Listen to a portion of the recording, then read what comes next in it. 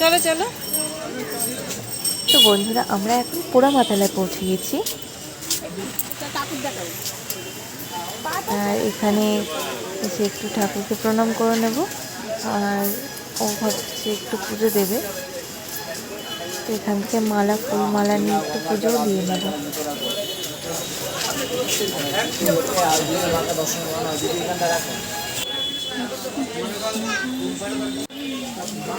আর দেখো কত সুন্দর মায়ের মন্দির এখানে। তো পোড়ামাতলা পূজা দিয়ে আমরা নিমাইয়ের জন্মস্থানে পৌঁছে গেছি।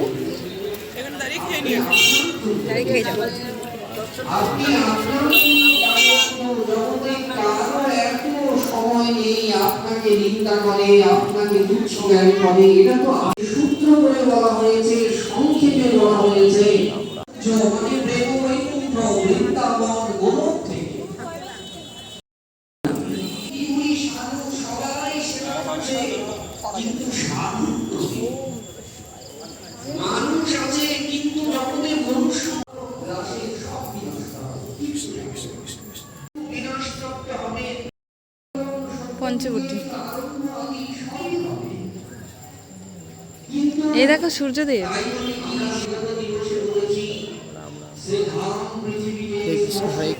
ওনার মনে হলো আমি সদাশিব হলেও আমার তো ক্ষমতা নেই যে আমি নারায়ণের ভক্তি দেব, কৃষ্ণ ভক্তি আমি দেব।